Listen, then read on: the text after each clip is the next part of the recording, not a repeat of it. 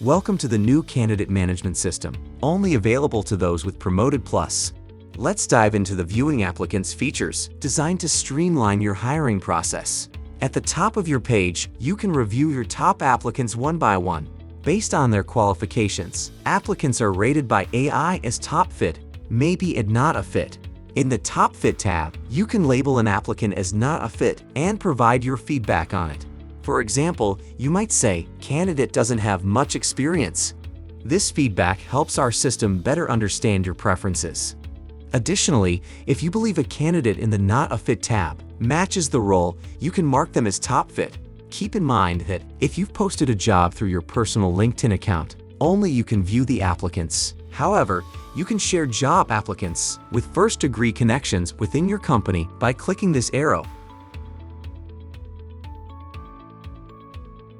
Next, you can download their resume and see the contact details submitted. Then, you have the AI application summary that provides an overview explaining why the agent rated them as a top applicant. You can also review their experience and education. Additionally, you can view their full LinkedIn profile.